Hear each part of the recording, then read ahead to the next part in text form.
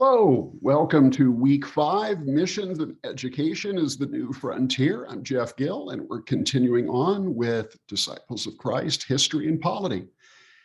Last week, we had a panoramic picture of the old main building at the University of Glasgow, Scotland, where Alexander Campbell got his 2 semesters worth of education before he came to America and made a name for himself as the heart, really, of the Restoration movement as it developed, and out of which comes our Disciples of Christ tradition. This week, I've got Old Main at Bethany, West Virginia, Bethany, Virginia, through all but the last few years of Campbell's life. And Bethany, West Virginia is home not only of the Campbell Mansion and the Campbell Study, but also of Bethany College. And after the original college burned down, one of the last great mission efforts Alexander Campbell took on himself was fairly late in life, especially for that time and place. He saddled up his horse and put the saddlebags over the back behind him, and he traveled the country to build this Old Main, which is modeled on the Old Main of the University of Glasgow. So you can go still see this one without having to get your passport stamped there across the Ohio River, just north of Wheeling. But we're talking about not just education, but missions and education is the new frontier. Because I think what I want to argue and what the readings I trust will help you work your way into is an understanding that in the first generations, the founder period of the Disciples of Christ, the frontier itself was the challenge. These were new settlements for these European American folk coming out of many of them Scots-Irish in heritage from Northern Ireland, but the Scots settlers who brought their Protestantism over has a history going back to Queen Elizabeth, but it means that there's some tension and contention even there in the land of their heritage in the Old World. And when the Scots-Irish come here, and there's quite a book titled Albion's Seed, which you can read to say more about this. But the Scots-Irish get to America after most of the coastal settlements filled in, and they tend to end up not even in the Piedmont, but up into the hills, up into Appalachia. And a lot of modern Appalachian culture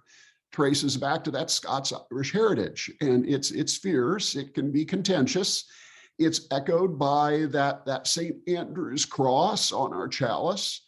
And it's also found, I think, in a great many of our traditions to this day. But there in the heart of Appalachia in some ways is Bethany College and the home that Alexander Campbell made, and from which he went forth to build a movement, but he very intentionally never intended to make Bethany College, let alone his home, any kind of headquarters or center for this restoration movement, because his vision for Christianity on the American frontier, and ultimately, he hoped for the world, was to restore a simpler sense of what it meant for individuals to claim Christ, to choose baptism, to be invited to the table of communion, and for congregations to exist and serve and discern who should preach to them and how their membership should be structured and where their future might be.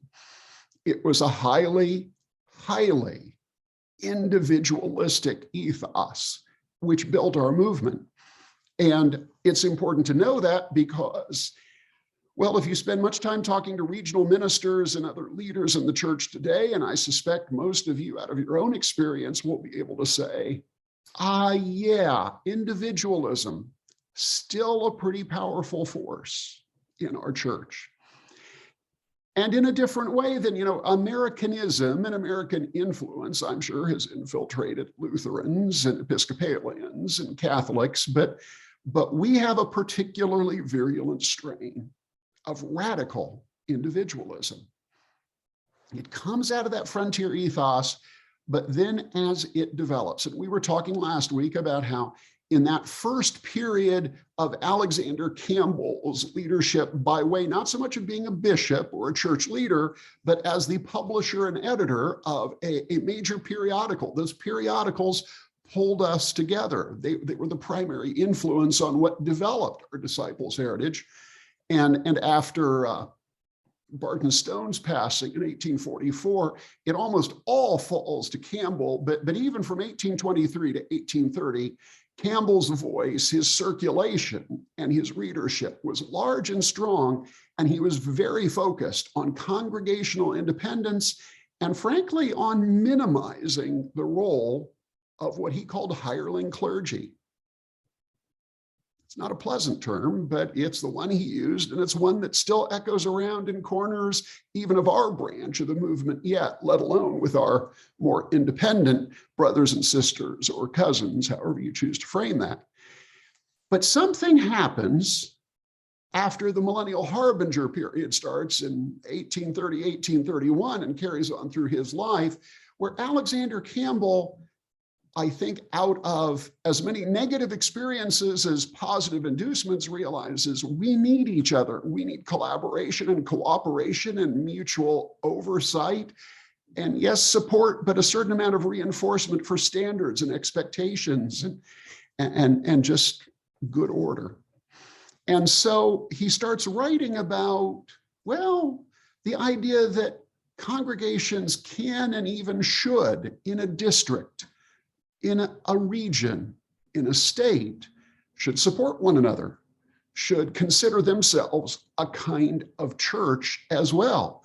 And he takes the language from that Christian Baptist, radical independence, separatist, individualist period, and he says, yeah, scripturally speaking, and among disciples, that's always a strong thing to be able to say. Remember Bible names for Bible things. He says, well, in the scriptures, there's a letter to the Romans, but there's also a letter to the Galatians, to the Hebrews.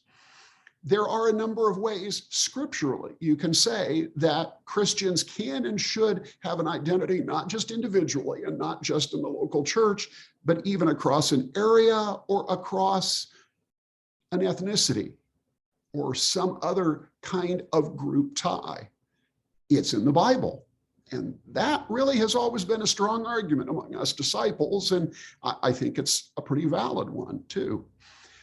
So state societies, that they don't really get going, although districts interestingly precede state societies, what we now call regions, in a wide variety of locations actually across these early decades. But in 1849, the American Christian Missionary Society is started, and I'll let you get into that in the readings, but Campbell becomes the first secretary of it. He is its effective head. He's not quite what we'd call a general minister and president, certainly not a presiding bishop, but he has that kind of role, and he carries it essentially through the rest of his life. The American Christian Missionary Society has a history. It has its ups and downs, but by 1874, it starts to be overridden by a very interesting group, the Christian Women's Board of Missions. And it has to do with the fact that for the previous 50 or 60 years, American Protestantism has really caught a vision for missions, for carrying the gospel overseas to people far beyond us. Now, I'm not trying to claim that in the first years of the 1800s, missions didn't exist, that missionary. We've got the Jesuits in North America. We have the Moravian missionaries, so crucial to Ohio history, which overlaps with ours. And remember where Gnadenhutten came from in the first place. But the idea that a core value of being a Christian body, a faith community, is having in some way a relationship to and a priority for sharing the gospel with people far distant from you, it really wasn't a very widely held belief or concern or issue really until Protestants first in Great Britain and then in America with the haystack movement start saying, we need to do this too.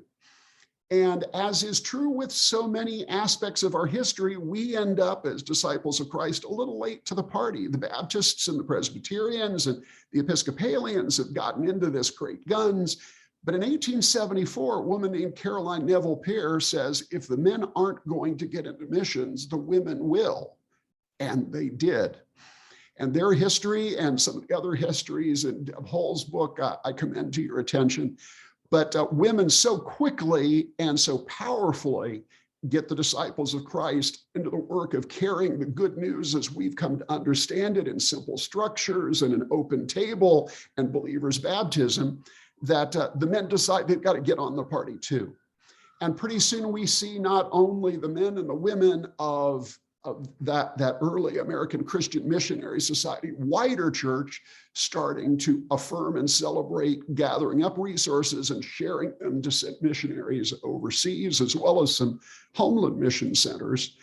But we also see some of these other ethnic constituencies of the disciples of Christ start to rise up on their own, sometimes because these groups feel more ministered to as opposed to ministering with.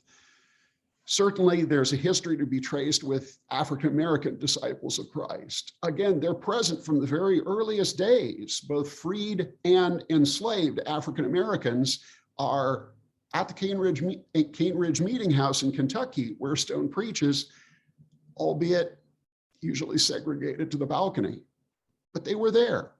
And then as the movement grows and spreads, well, there's some ugly stories, such as in Midway, Kentucky, where as the message is so well received by people in the African-American community, that some of the white or the Anglo-American disciples do things like steal the ladder that allows access to the balcony, and gives rise to African-American disciples saying, if we can't be fully accepted and affirmed, we'll start our own congregations and ultimately their own mission efforts as well.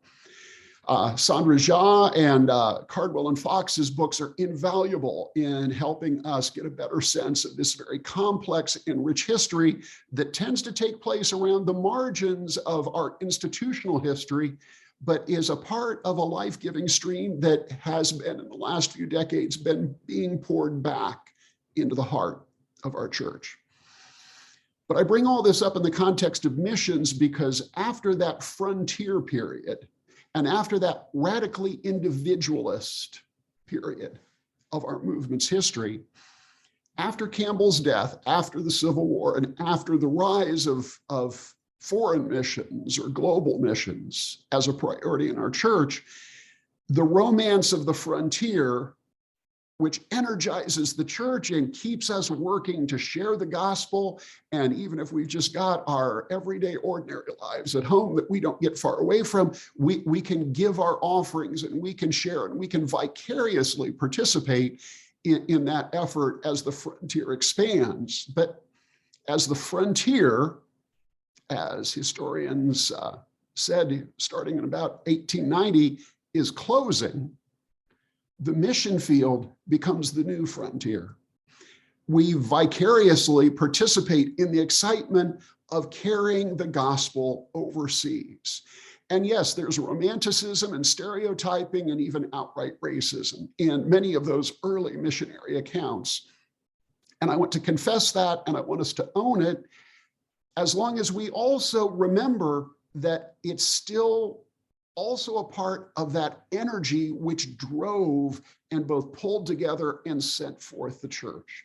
If you're a disciple who's at work in a local community and you're shoeing horses all day, every day, 6 days a week, there may not be that much romance in your life, but when you go to church and you hear the missionary presentation, few generations go on and we're working in factories and we're more into the cities. And again, there may be a lot of drudgery in our life, but our living link missionary comes and tells us about life in different cultures, in other parts of the world. It excites people, it stirs them, it moves them. And so in a sense, the missionary movement becomes literally the new frontier. It fills that void that was left when the frontier sense of what it meant to be a part of a growing and expanding movement ended, and the missionary impulse replaced it. And if you're thinking in terms of 2022, you can see a question and a challenge that's going to come at us here very soon. But along with missions is also education. And as I said last week, so I don't want to spend too much time on it in this short time, I've got to speak to you on video this week, but I don't want it to be misunderstood that disciples of Christ in particular, and the Restoration movement in general has always valued education. The challenge is about how much education we want our preachers to have, how much certification, how much advanced education do we want them to bring into the pulpit and into the life of the church, and how much respect and authority do we want to give that? That's a disputed part, again, in some places down to the present day. But the idea of an educated Christian is a more effective, a more fulfilled, a more enlivened Christian. That's a part of our history right down through to the present day. If we're going to be a people of the book, you got to be able to read. And if you're going to read, Alexander Campbell said in so many beautiful poetic ways, we must come within the understanding distance. We have to understand how to enter into a text and get close enough to it to understand what God is saying through Scripture. And that's something that Campbell said is only going to come with practice and teaching and mutual dialogue, and a process that we can compare very much to what we call in modern terms a liberal arts education. So we've got Bethany College, and we have other institutions scattered across this country from coast to coast, and we have a lot to be proud of in that frontier of going from the one-room schoolhouse to the institutions of higher education like Texas Christian University and Bright Divinity School down there. We've got all kinds of ways that disciples of Christ have and continue to engage with higher education. As we think about the past century, though, as we enter into an era of world wars, as we enter into a different understanding about colonialism and globalism, as nations, as empires start to give freedom and independence to their colonial holdings, sometimes willingly, sometimes less so. We see the example in 1948 in India, but also revolutions across Africa in the decades that followed. But churches, sometimes more quickly and sometimes less willingly than others, started to become more indigenous. After all, why send somebody who looks like me into Africa to preach the gospel when we already have 1 million Christians who are already sharing the gospel with each other, worshiping and doing their own local missions and ministry? I'm betting they don't need missionaries from Ohio. And so in the era that I've lived through, at least, we've lost a great deal of that missionary impulse. That's not that there aren't still places that there are opportunities to send what we used to call fraternal workers, now cooperative missions or ministries, partnerships. And when you look on the Global Ministries website, which for decades now, we disciples of Christ have shared with our siblings in Christ in the United Church of Christ. Global Ministries tells you a little bit about some of the partnerships we engage in, but the idea that we as American and Canadian Christians need to send missionaries over there, that era really has passed in many ways. But by ending it, it means we've lost that source of energy. Remember, in that earliest era, we've got the frontier and false or racist, though it might have been in some ways, there was a romance of the frontier that was real and exciting and brought people together and put some energy into pushing back against struggle and challenge. The frontier era is replaced by the missions and the missionary era. And today, how do we get that same kind of excitement and energy in what it means to be a church connected to other churches? How do we enliven the spirit of covenant? That's something we will continue to discuss in the next couple of weeks, and I look forward to our time on the discussion boards and in these weeks remaining to us, talking about our history and polity in the disciples of Christ. Go in peace.